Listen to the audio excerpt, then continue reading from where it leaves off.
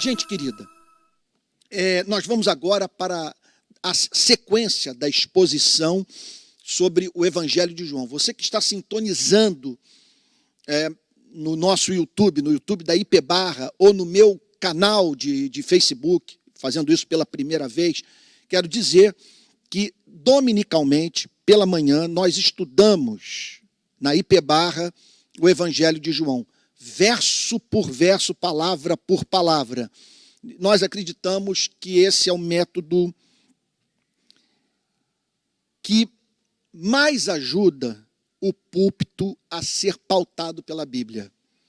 Então, há anos, nós temos feito exposições no púlpito dessa igreja de livros inteiros das Sagradas Escrituras. E agora, nós nos encontramos no capítulo 16, verso 25 do Evangelho de João. E com alegria, eu quero lembrar a vocês que estamos a 2 domingos do capítulo 17. Capítulo 17, nós vamos chegar no Everest dessas exposições sobre o Evangelho de João. É um capítulo primoroso.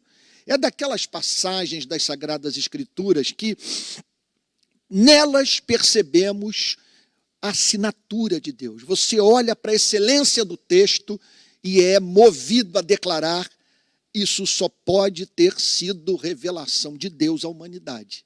Mas hoje nós vamos estar analisando outra passagem, olha, igualmente gloriosa. Pode parecer contraditório o que eu estou dizendo, mas é aquilo também. Eu acho tudo encantador na Bíblia. Eu estou entre aqueles que não saem em busca de provas manuscritológicas ou arqueológicas da inspiração da Bíblia. A beleza das Sagradas Escrituras, a sua majestade, a espécie de Deus que a Bíblia revela, me levam a ter o Antigo e o Novo Testamento como palavra de Deus. Então vamos lá, João capítulo 16, versos 25, 26 e 27, ok? Em mais 2 domingos nós terminamos o capítulo 16. Diz assim a Bíblia, palavras do Senhor Jesus: essas coisas eu falei a vocês por meio de figuras. Vem a hora em que não falarei mais por meio de figuras, mas falarei a vocês claramente a respeito do Pai. Naquele dia vocês pedirão em meu nome. E não lhes digo que pedirei ao Pai em favor de vocês, porque o próprio Pai os ama, visto que vocês me amam e creem que eu vim da parte de Deus. Que passagem! Vamos ter um momento de oração? Vou pedir que, se for possível, você feche seus olhos e se junte a mim nessa breve súplica, na qual nós apresentaremos a Deus o desejo sincero de ouvirmos a sua voz nessa manhã. Pai Santo, nós bendizemos o teu nome pelas tuas perfeições. Bendizemos o teu nome pela redenção em Cristo. Nós o louvamos pelas orações ouvidas. Nós entoamos cânticos de gratidão por força do seu perdão diário. Se não fosse a sua paciência infinita, não estaríamos vivos. Senhor, nessa manhã nós queremos apresentar a Ti tudo que há de contraditório nas nossas vidas e aquilo que durante a semana que se passou e até mesmo hoje fizemos, que é incompatível com o que cremos. Perdoa-nos, Senhor. Perdoa-nos pelos pecados de omissão, perdoa-nos pelos pecados de comissão, perdoa-nos pelo que fizemos, perdoa-nos pelo que deixamos de fazer. E agora, Senhor, ilumina o texto, que entendamos o seu significado, que possamos estar ali ao lado dos discípulos, naquele cenáculo, ouvindo a mensagem do Salvador e a decodificando tal como os discípulos puderam compreendê-la mediante a ação do Espírito. Faz assim, Senhor. Aquece o nosso coração nessa manhã. Que ao término dessa exposição bíblica, possamos todos dizer: hoje ouvimos a voz de Deus. E essa oração, Senhor, nós fazemos mais fiados na Tua misericórdia do que na nossa inocência. Em nome de Jesus, Senhor. Amém. Essas coisas eu falei a vocês por meio de figuras. O discurso de Cristo no cenáculo não foi de fácil digestão para os discípulos. Eles não compreenderam muito daquilo que o Senhor Jesus até então havia falado. Como também, ao longo do ministério de Cristo, nós nos deparamos com passagens que os próprios discípulos não compreenderam o seu significado. Então, em alguns momentos, eles expressam a dificuldade de entender a pregação de Cristo. Isso ocorreu na parábola do semeador, quando o Senhor Jesus, então, após descrever, usando linguagem da agricultura, as possíveis reações à pregação do Evangelho, apresenta o significado mais pleno do que havia dito aos 12. Nós também nos deparamos com uma passagem enigmática, de muito difícil compreensão para os discípulos, aquela na qual o Senhor Jesus declara que quem não comesse da sua carne, não bebesse do seu sangue, não entraria no reino dos céus. Então, nós estamos aqui diante de um duplo problema epistemológico. O que eu estou querendo dizer com isso? Uma dupla dificuldade de se chegar à mente de Cristo e compreender a sua pregação. De um lado, o uso deliberado que Cristo fez de parábolas, de metáforas. Hoje eu estava pensando nisso. Meu Deus, por que foi assim? Não há mínima dúvida que entre as respostas que poderíamos dar para essa pergunta, uma é central. Que ao usar dessa linguagem, o Senhor Jesus estava estabelecendo um teste para os seres humanos. Qual a natureza desse teste? Ele consistia em provar o nível de interesse daqueles que o ouviam pelas verdades que Cristo proclamava. Os interessados na verdade saíam em busca das respostas, clamavam por luz, buscavam entendimento. Então, permita-me fazer uma aplicação desse ponto.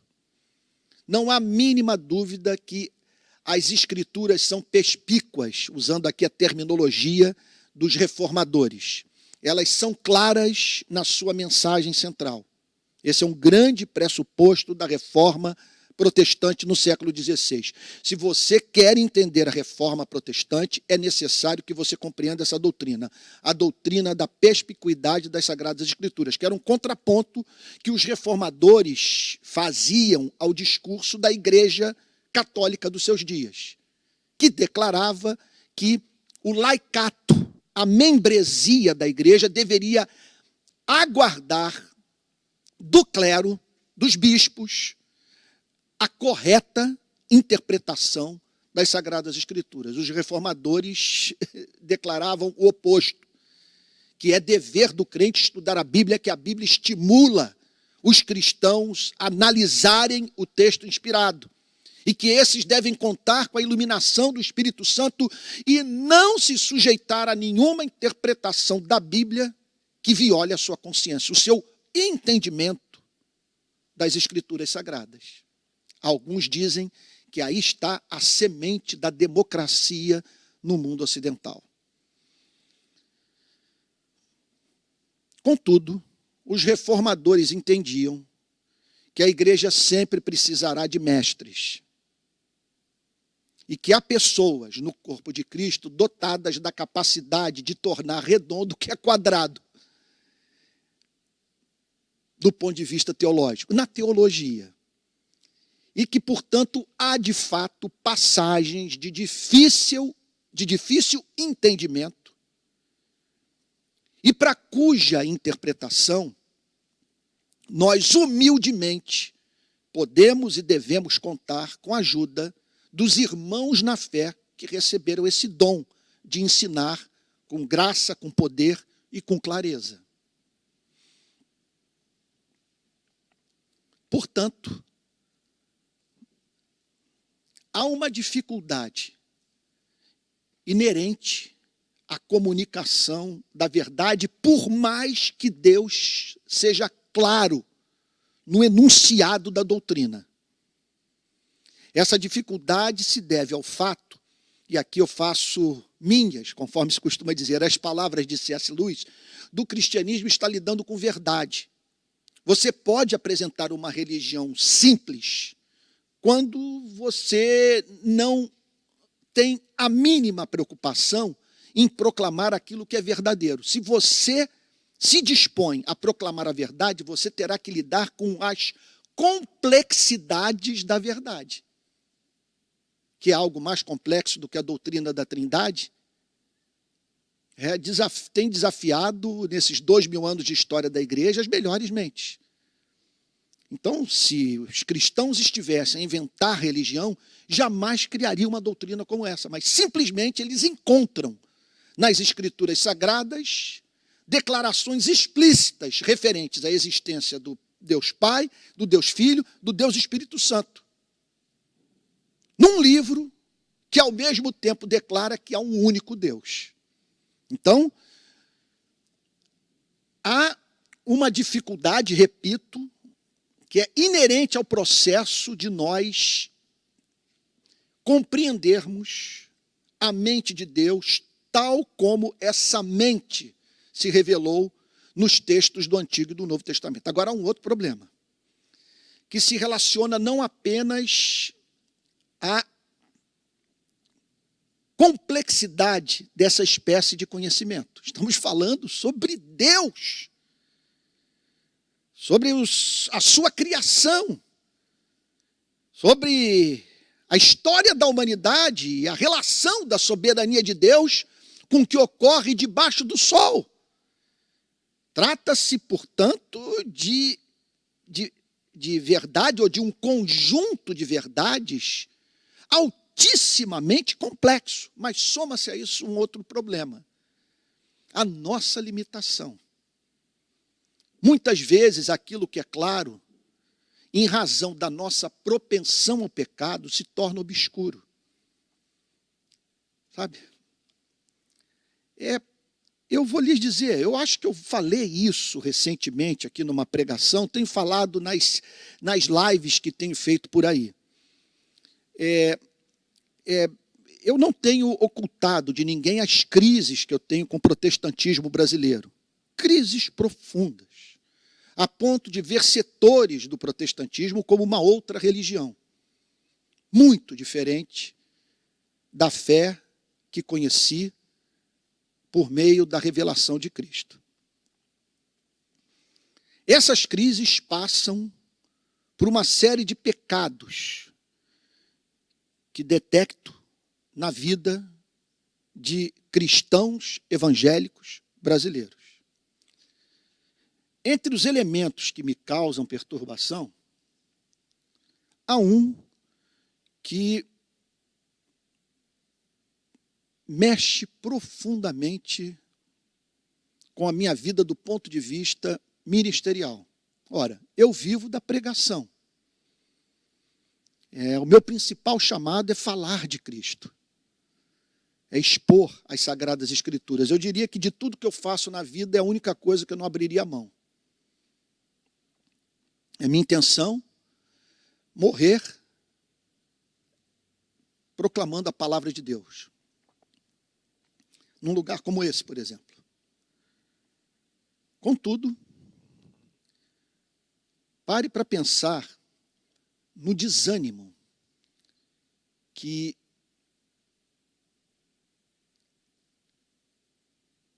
domina o espírito do pregador quando ele percebe que os ouvintes não estão interessados na verdade, mas sim na sua felicidade. E que, portanto, eles ouvem,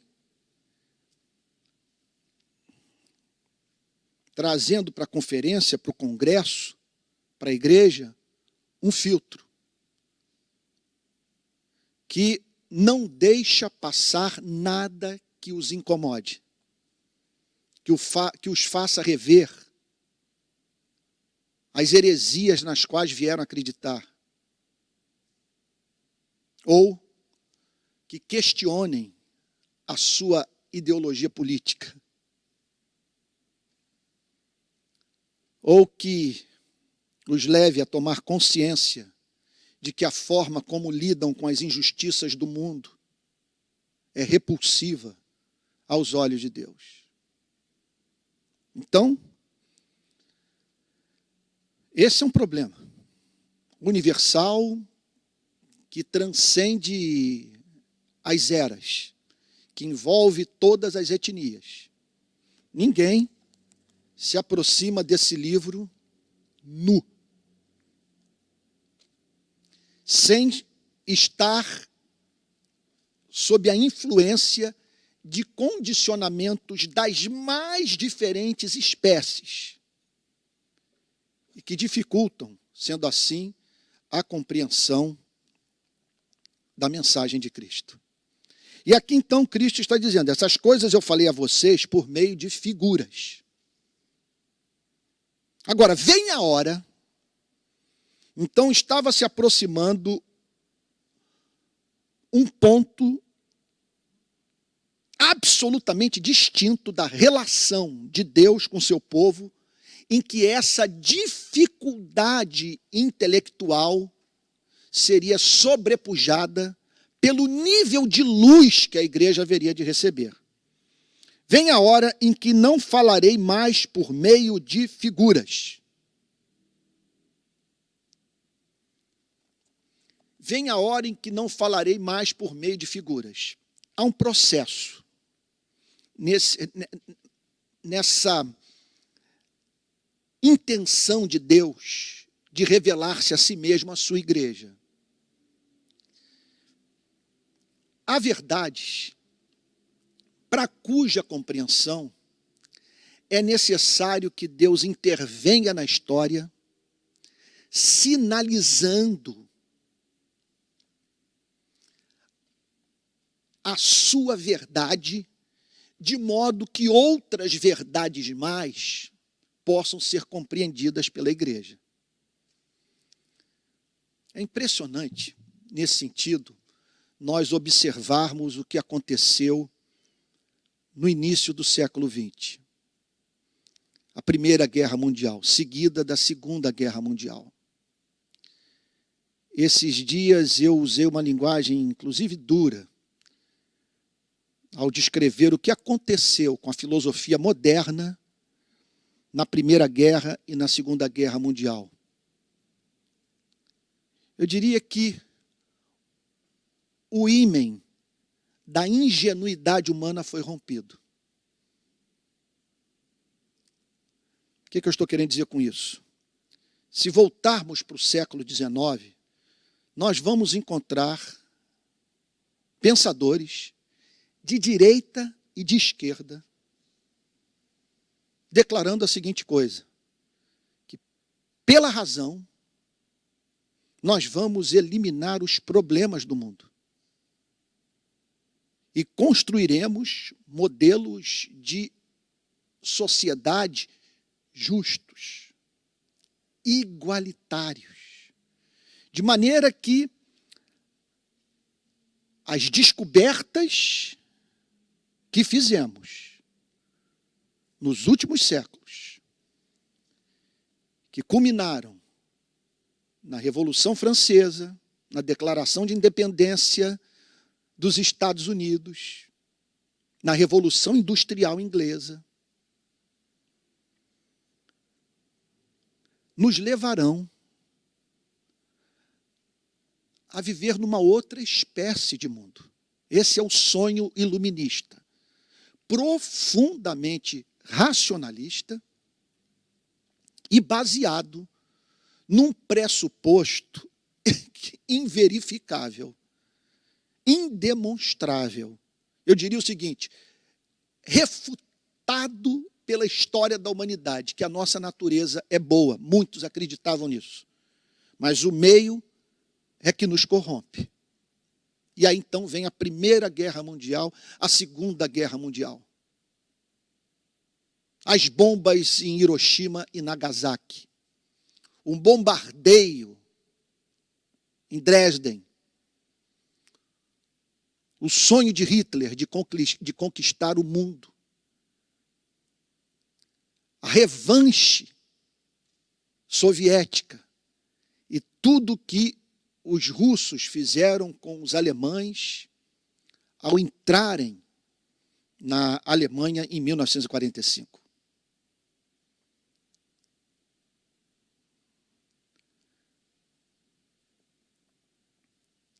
Há fatos que nos ajudam, fatos históricos, que nos ajudam a entender de uma forma mais profunda a doutrina.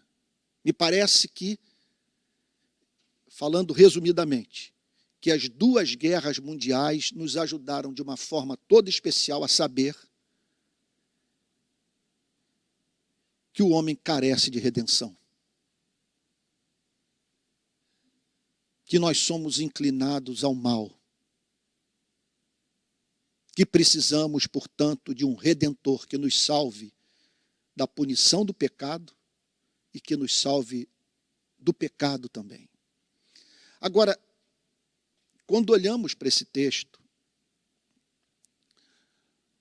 podemos observar com clareza que o Senhor Jesus está falando sobre algo muito mais sério, até mesmo do que a Primeira e a Segunda Guerra Mundial. Quando ele declara, vem a hora em que não falarei mais por meio de figuras, ele está falando dos fatos históricos mais extraordinários da história da humanidade. A prisão, tortura, crucificação, morte, sepultamento, ressurreição e ascensão aos céus do Senhor Jesus.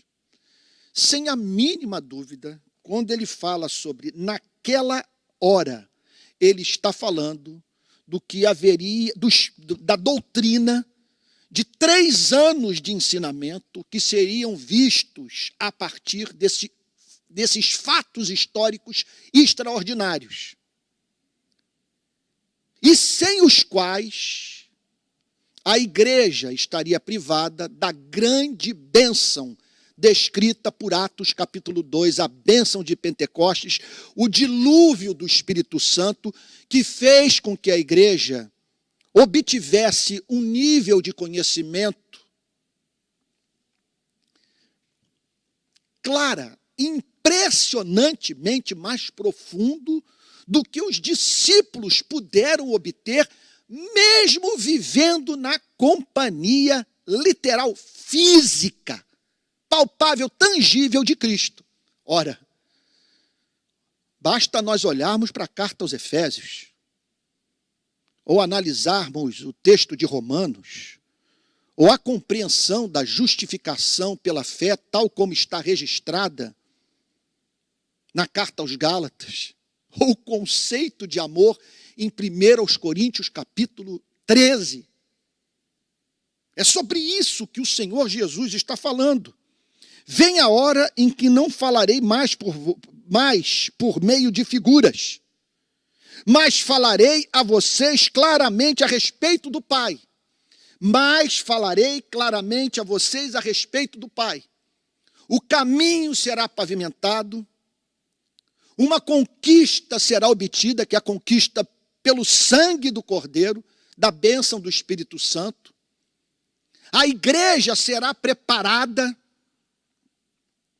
com cuidado, amor, zelo, para que progressivamente conheça a verdade.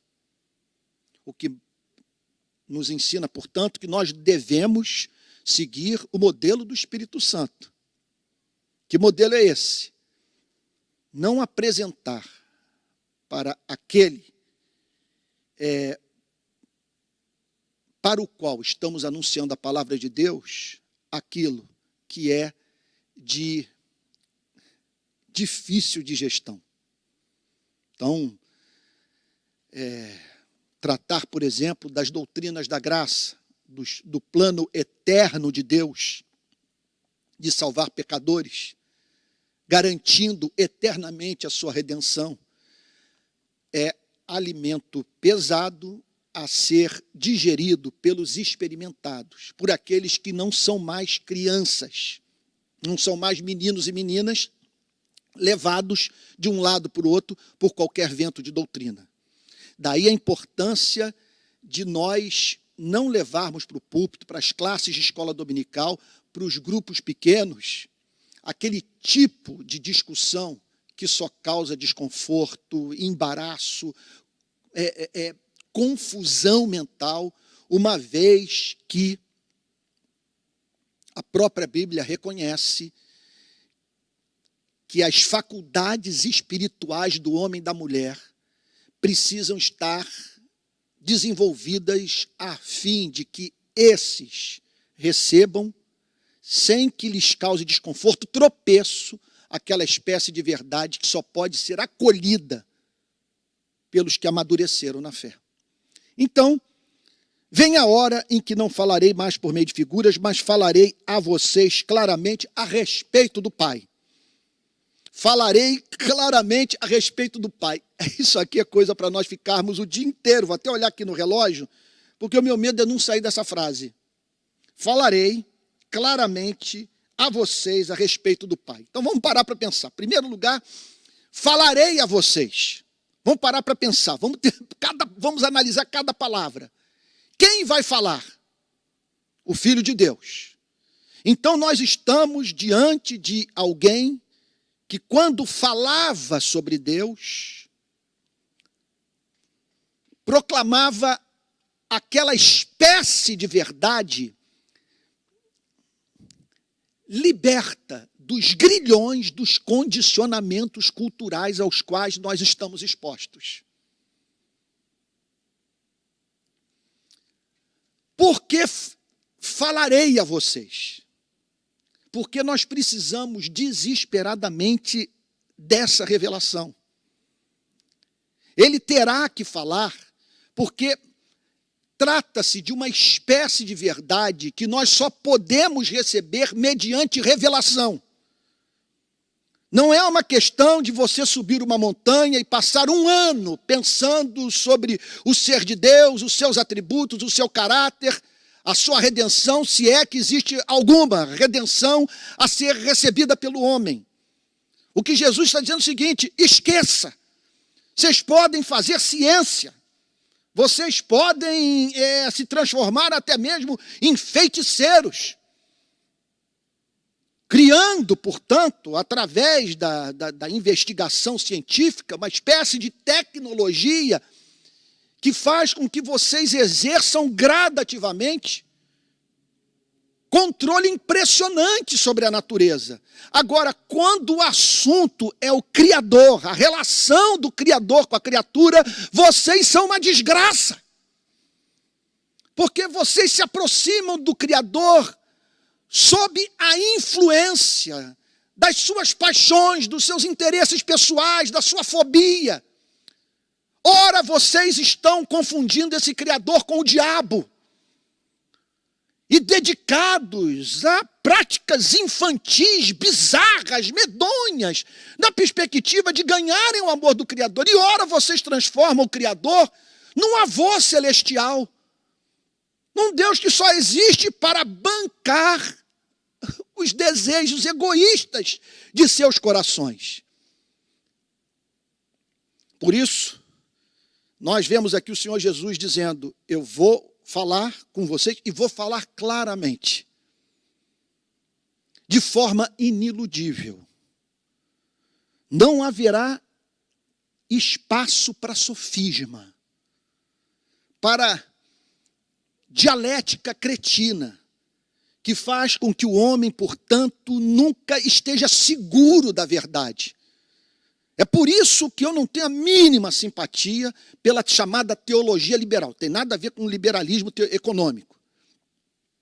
Teologia liberal é um câncer.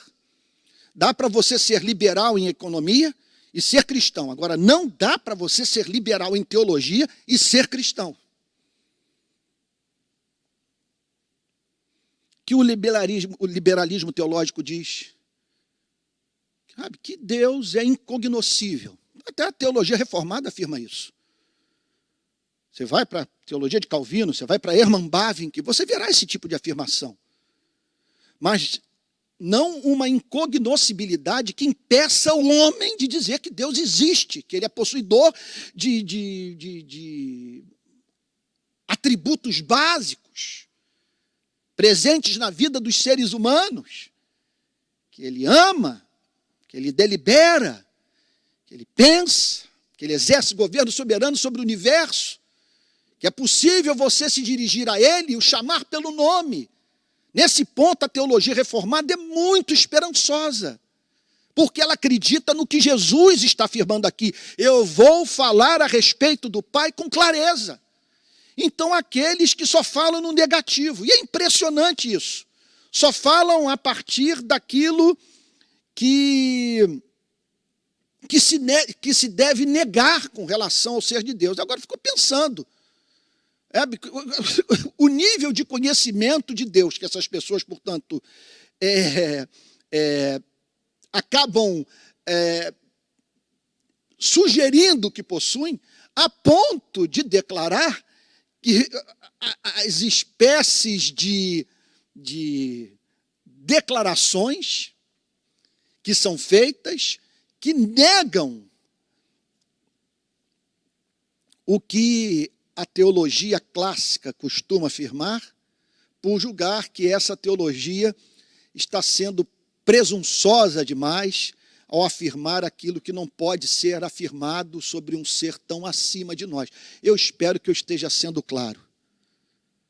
Sabe, eu não posso tolerar uma teologia que não me dá certeza de nada, eu não tenho convicção alguma com relação a Deus.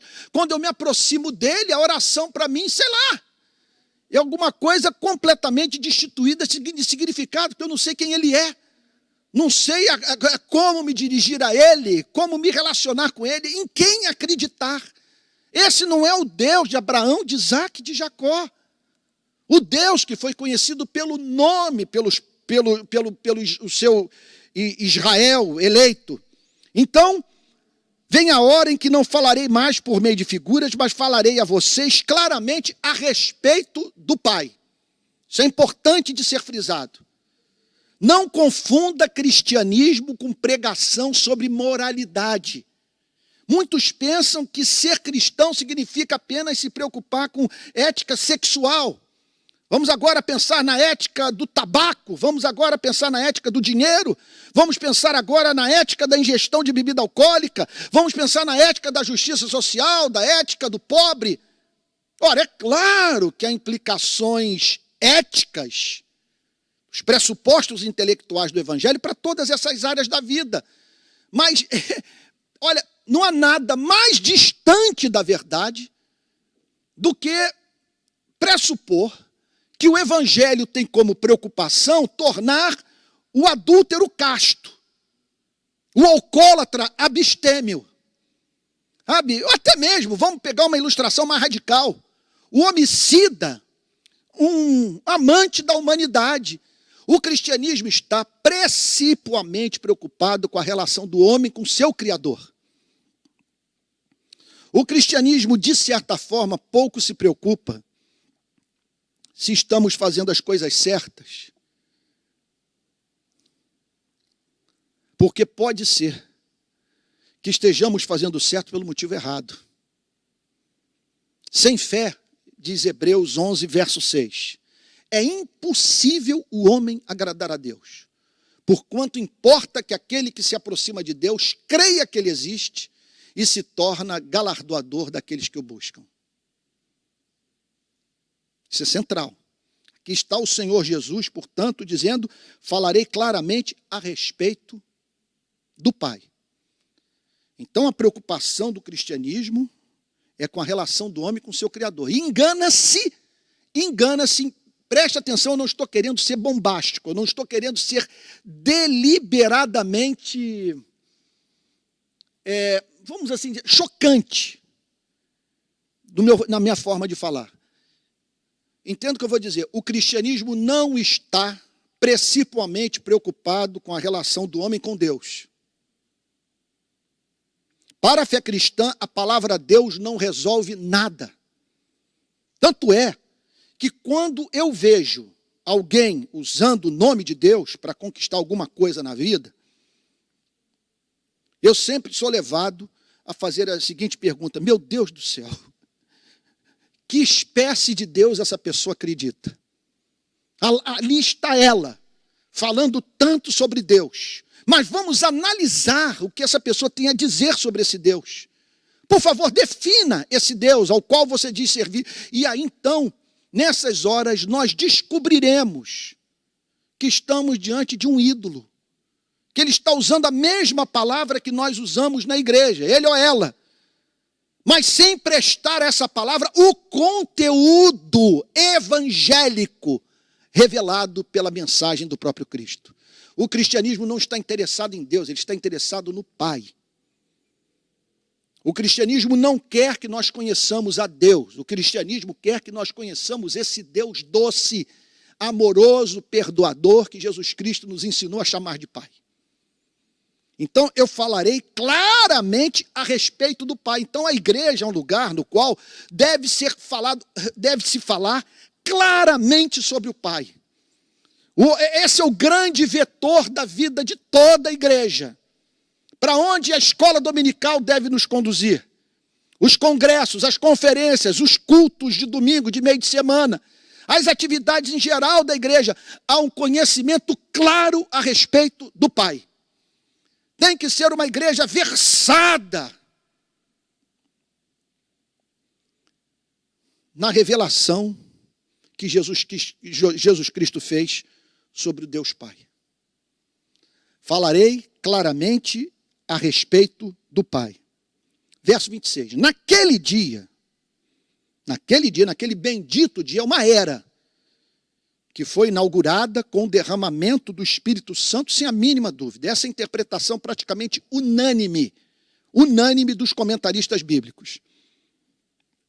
Naquele dia bendito. Então, que dia é esse? É o fim do fim dos tempos. É a última fase da história da humanidade. É o início do cumprimento das grandes promessas escatológicas do Antigo Testamento. Que dia é esse? Permita-me repetir. É aquele dia no qual o sol da justiça nascerá sobre a humanidade concomitantemente a vitória de Cristo sobre o túmulo. Cristo sai do túmulo, vence a morte e, portanto, os primeiros raios de sol dessa nova era são emitidos. Ele passa um período com seus discípulos na terra, no seu corpo ressurreto, sobe aos céus e logo após o Espírito Santo é derramado, aí chega o grande dia. O dia em que a igreja teria a presença desse mestre interior, dessa luz bendita que aquece o coração e que dissipa as trevas. A pessoa gloriosa do Espírito Santo. Naquele dia, vocês pedirão em meu nome.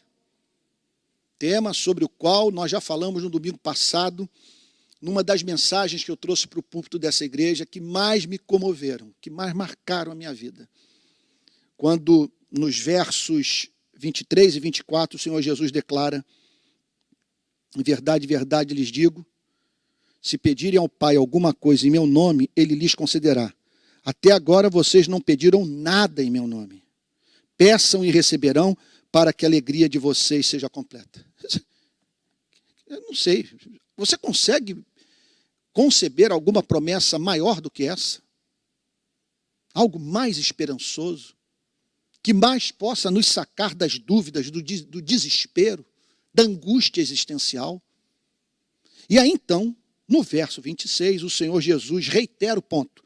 Naquele dia vocês pedirão em meu nome. Naquele dia vocês pedirão em meu nome. Eu já não estarei mais fisicamente com vocês, mas vocês poderão comparecer diante do Pai em meu nome, como se eu estivesse rogando ao Pai no lugar de vocês. Vocês usarão do meu nome. O que significa isso? Vocês usarão da minha santidade, da minha retidão, do fato de eu ter sido o único ser humano a ter cumprido a lei. Vocês farão oração no meu nome. Vocês preencherão. A linguagem eu não gosto muito, mas é surrada até não poder mais, mas fica aí o ponto. Aliás, está até em desuso. Vocês preencherão, de acordo com a sua vontade, o cheque que eu assinei em branco. É isso que ele está dizendo. Vocês farão pedidos em meu nome. Naquele dia vocês pedirão em meu nome, porque nós temos muito o que pedir. Estamos cercados de adversários mais fortes do que nós. É impressionante essa vida. Você tem uma experiência de manhã, o Espírito Santo visita no seu quarto, no momento de oração. Você sai de casa para enfrentar o dia de trabalho como um leão e no meio da tarde, no ato de você botar o pé do lado de fora de casa, tentações infernais o acometem. E aí então você é levado a fazer esse pedido, e a apresentar o seu pedido a Deus. Então fica aqui uma aplicação muito importante. E nada nos ajuda mais a entender esse ponto da nossa vida de oração, do que aquela história do Antigo Testamento do maná. Quando o povo recolhia o maná para fazer provisão para o dia seguinte, o maná apodrecia. A coisa funcionava de uma tal maneira que Israel tinha que diariamente se curvar para pegar o maná, exceto no sábado. Então, o batismo com o Espírito Santo que você recebeu 2 anos atrás não vale para hoje. Por isso que o apóstolo Paulo declara: orai sem cessar. Naquele dia vocês pedirão em meu nome, e não lhes digo que pedirei ao Pai em favor de vocês. É interessante que aparentemente Jesus está indo de encontro a tudo aquilo que a Bíblia ensina, que ele é o nosso intercessor, que sem a sua intercessão nós não somos ouvidos por Deus. Portanto, vamos procurar entender o que o Senhor Jesus está querendo nos ensinar nessa passagem. E não lhes digo que pedirei ao Pai em favor de vocês. O que ele faz? Ele é o nosso intercessor. Ele que entrou no Santo dos Santos para fazer intercessão pela sua e pela minha vida. Não lhes digo que pedirei ao Pai em favor de vocês. O que ele está querendo dizer é que, certamente, os discípulos terão liberdade para orar.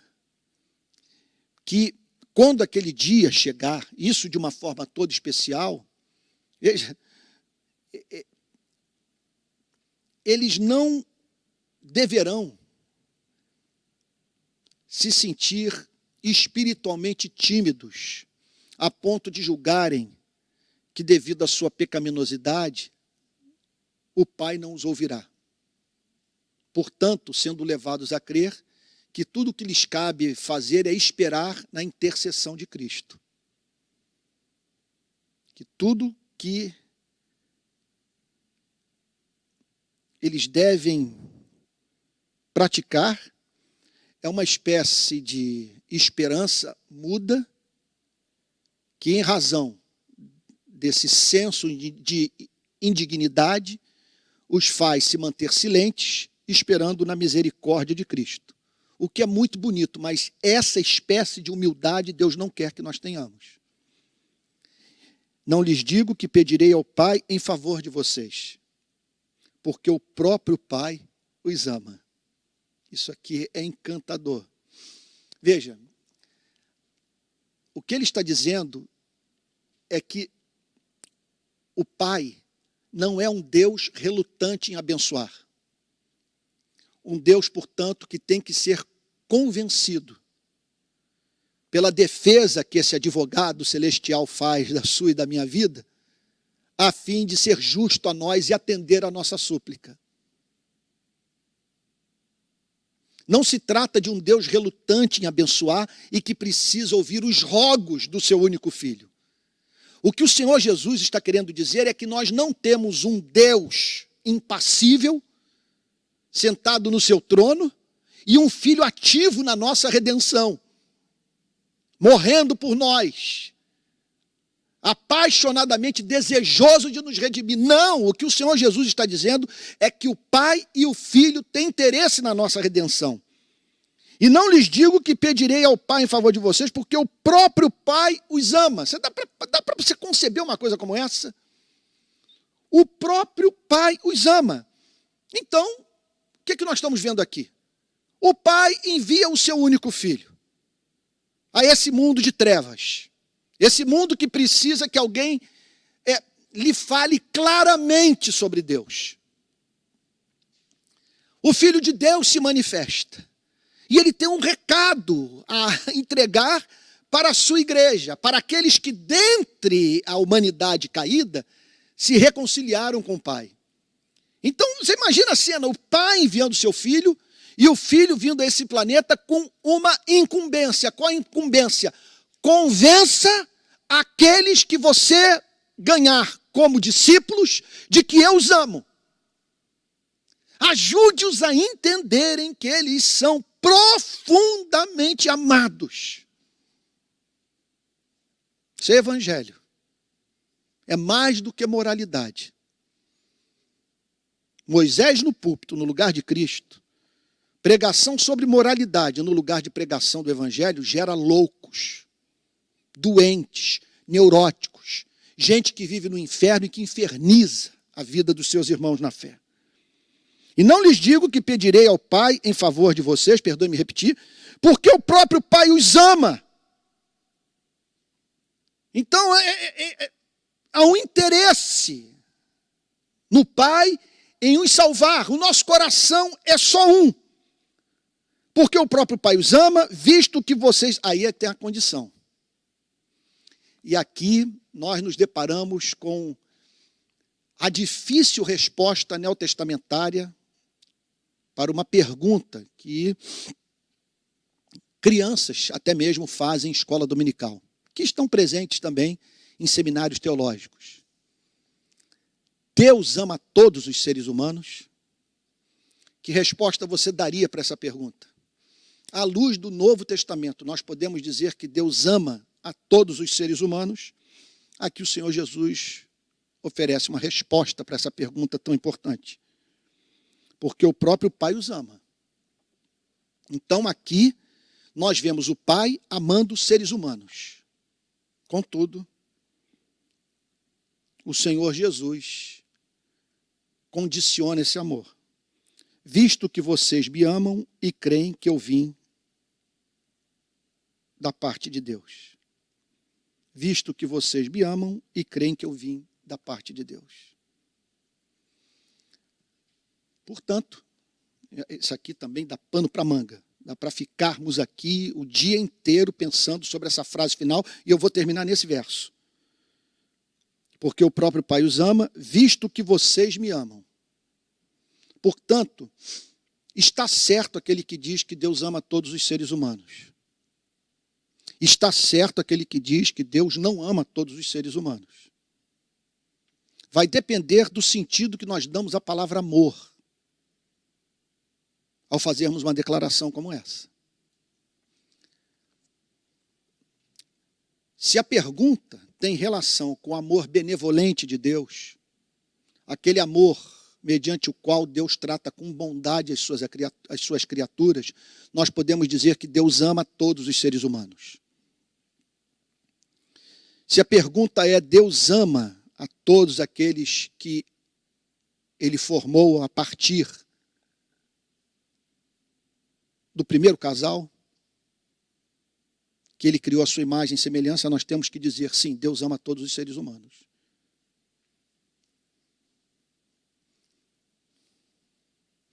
Agora, há uma espécie de amor que Deus não tem por todos os seres humanos. É o amor que alguns teólogos chamam de complacente. É aquele amor que, veja, move Deus a não apenas tratar com benevolência aquele que Ele criou. É o amor que faz com que Deus se deleite naquele a quem Ele trata com benevolência. Falando da forma mais simples. Deus ama a todos, mas não está sorrindo para todos. E para quem Ele sorri? Jesus responde. O próprio Pai os ama. Obviamente, Ele está excluindo todos aqueles que não fazem parte desse povo, que tem como característica o seguinte milagre operado pela graça divina em seu coração.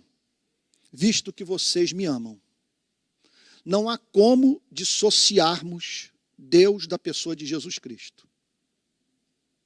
O que Jesus está dizendo é que o Deus Criador ama aqueles que amam seu único Filho. Repito, sempre que uma pessoa usar a palavra Deus, pergunte a ela que ela pensa sobre Jesus Cristo. Jesus Cristo, para ela, é o unigênito do Pai, é o Deus feito homem, é o Cordeiro que tira o pecado do mundo, é aquele que nasceu de uma virgem, que viveu sem pecado, como diz o apóstolo Pedro, dolo algum foi encontrado na sua boca. É aquele que operou milagres, ressuscitando mortos, curando leprosos, dando vista aos cegos, que foi encontrado de madrugada andando pelo mar da Galileia. Aquele que não pôde ser retido pela morte. E que subiu aos céus e hoje está à direita do Deus Pai Todo-Poderoso. Porque o próprio Pai os ama, visto que vocês me amam. O que ele está dizendo é que o Pai se deleita na vida daqueles que têm deleite em Jesus Cristo. Que o Pai ama ver pessoas amando Jesus Cristo. Que o Pai tem prazer em ver pessoas pensando sobre Jesus Cristo, proclamando Jesus Cristo, preocupadas em encarnar a vida de Jesus Cristo. O próprio Pai os ama, visto que vocês me amam e creem que eu vim da parte de Deus. Esse ponto é central. Esse ponto é central. O Pai os ama. Por isso, a oração de vocês é música para os ouvidos do Pai. O Pai tem prazer na companhia de vocês. E o Pai declara que espera que vocês se aproximem dele com a mesma liberdade que eu me aproximo do Pai. Agora tem um problema central. Veja só. O Pai os ama e os convida à intimidade da oração porque vocês me amam. Vocês têm afeição por mim. Vocês não são apenas teólogos. Vocês não são apenas experts em calvinismo. Vocês têm amor por mim. O pensar em mim comunica doçura ao espírito de vocês. E não apenas isso. Vocês me amam porque creem que eu vim da parte de Deus. Vocês me amam porque creem que a realidade última me enviou. Vocês me amam porque creem que eu não sou produto de uma idolatria.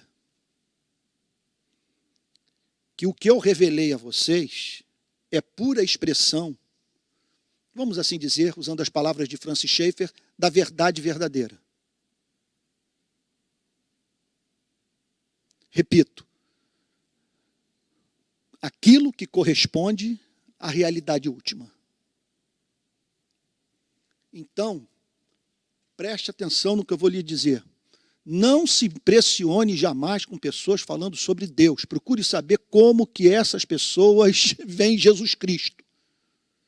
Porque os maiores facínoras que passaram por esse planeta demonstravam ter como característica principal de suas vidas, presente nos seus discursos, nos seus comícios, a fé em Deus. Então, pela fé em Deus joga bomba, pela fé em Deus tortura, pela fé em Deus dissemina ódio, pela fé em Deus transforma igrejas em sinagogas de Satanás, pela fé em Deus, azucrina a vida das pessoas, pela fé em Deus leva as pessoas para sanatórios psiquiátricos, pela fé em Deus faz com que os homens confundam o Jeová com Satanás. É em Deus. Então, não é a fé em Deus que deve nos impressionar. Mas esse Deus é o Deus de Jesus Cristo. Se esse Deus é o Deus revelado por Jesus Cristo, o Deus que diz que todo aquele que o conhece ama o próximo, especialmente quando o próximo está quebrado, moído pela vida, na pobreza, na indigência, preso, nu, faminto. Porque o Pai diz que não há relação com ele sem misericórdia. Não basta ser teologicamente exato. Cristianismo sem compaixão é religião dos demônios. Não há relação com o Pai sem a experiência de humilhação e choro. Só verão a face do Pai os que depuseram armas, abriram mão da rebelião, chegaram à conclusão que tem relação com a Primeira Guerra Mundial, com a Segunda Guerra Mundial, com as grandes chacinas e revoluções e genocídios, revoluções despropositadas que ocorreram nesse planeta, que há princípios em sua vida, modos mediante os quais se relacionam com o próximo, que tem a ver com os grandes conflitos bélicos no planeta, com toda essa desigualdade, com toda essa miséria. E quem não tem essa compreensão e se humilha, e chora, para se levantar se sentindo não apenas perdoado, mas movido a tratar com compaixão os demais.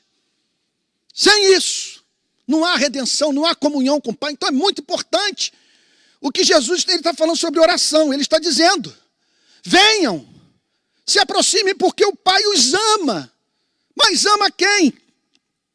Aqueles que amam a Jesus Cristo e que creem que Jesus Cristo veio da parte do Pai e que por isso acolhem por inteiro a mensagem de Cristo.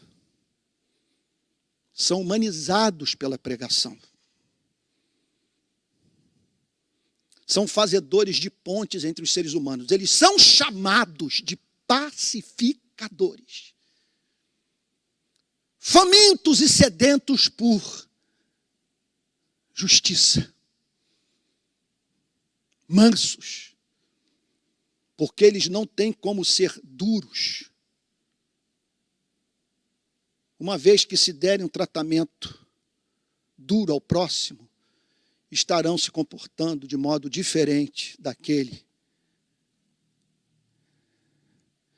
mediante o qual Deus os recebeu, quando a sua presença chegaram, clamando por perdão.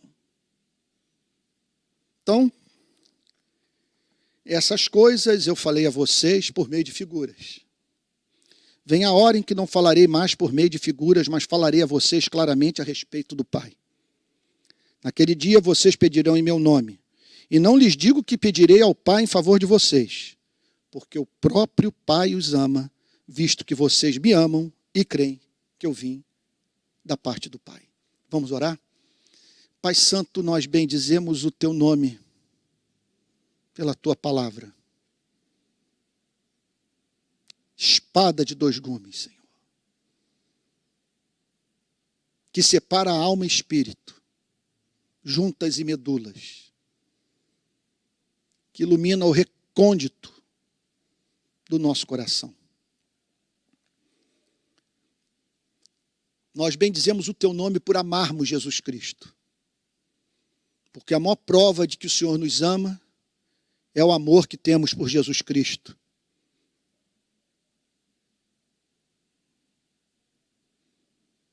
Senhor, nós queremos te dizer que só conhecemos um Deus.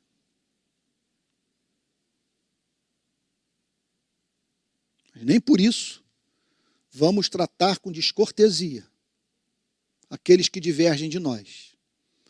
Não vamos impor a nossa fé a ninguém, porque não é por força nem por violência, mas pelo teu Espírito. Contudo, não julgamos que seja a vera humildade aquela que nos faz não ter convicção teológica. Nós só reconhecemos como Deus, Jesus Cristo, como Deus, o Deus que Jesus Cristo revelou. Nós queremos te dizer que nos relacionamos contigo a partir da revelação de Cristo, que o nosso entendimento é esse e que não conseguimos conceber Deus que atue de modo diferente daquele que Jesus Cristo revelou no seu Evangelho.